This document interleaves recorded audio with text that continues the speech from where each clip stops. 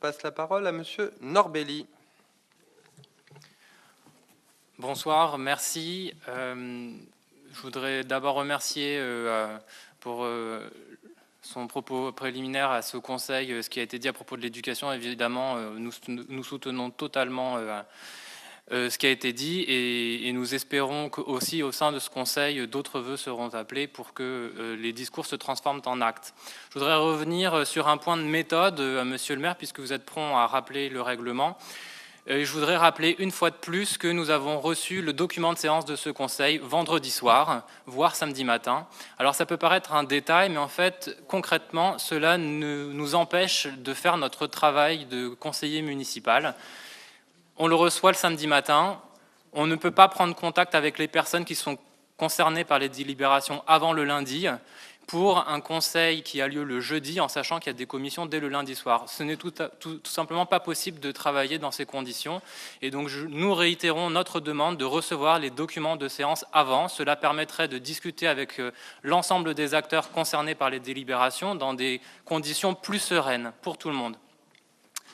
Par ailleurs, vous avez refusé la présentation ce soir d'un vœu, sous prétexte qu'il n'avait pas été proposé dans les délais. Ce vœu n'a pas pu être proposé dans les délais tout simplement parce que nous n'avons pas reçu les documents de séance dans les délais non plus. Quel était ce vœu? Ce vœu vous demandait de vous engager fermement contre l'augmentation des impôts. Vous avez refusé ce vœu.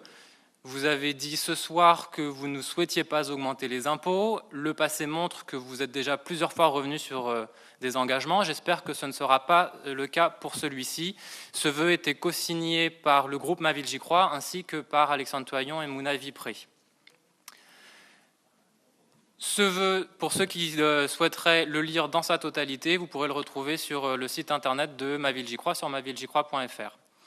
Madame Yonis, j'ai attentivement écouté votre intervention. Vous êtes présidente du groupe PS et j'ai la tristesse de vous dire que votre discours est complètement inaudible.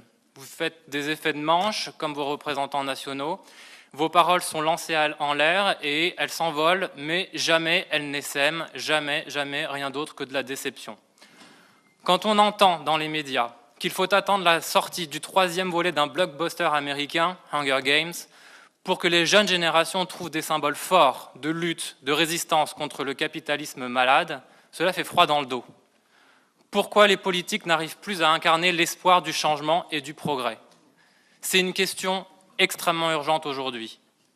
Je note, Madame Yonis, que vous êtes heureuse, comme vous l'avez dit, de siéger auprès du maire de notre ville. Je n'en suis pas surpris. Eh bien, moi, je vais vous dire, je suis heureux, pour ainsi dire, d'être élu à Montreuil, et je vais vous dire pourquoi. Je peux observer aux premières loges ce qui fait que la politique, au niveau municipal comme au niveau national, suscite le dégoût chez les citoyens. J'observe un candidat, M. Bessac, qui signe des chartes sur le non-cumul des mandats et qui ne les respecte pas, qui fait des promesses et qui, à peine être élu, change déjà d'avis. J'observe un maire qui, à l'instant, fait de longs discours contre l'austérité, mais qui siège et donne le pouvoir à ceux qui en sont responsables. Donc, monsieur le maire, pour moi et pour le groupe Ma Ville J'y Crois, vous avez deux options. Soit, pour être cohérent, vous vous défaites dès ce soir de votre majorité socialiste, composée des petites mains de l'austérité à Montreuil, et vous donnerez par là même, enfin, une ligne un peu claire à votre parti national.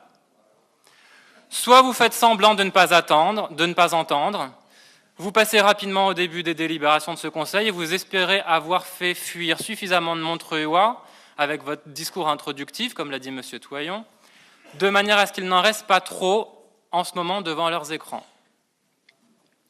Soyez un homme politique, Monsieur le maire, alignez vos discours avec des actes courageux, quittez l'austérité et séparez-vous des socialistes. Je vous remercie.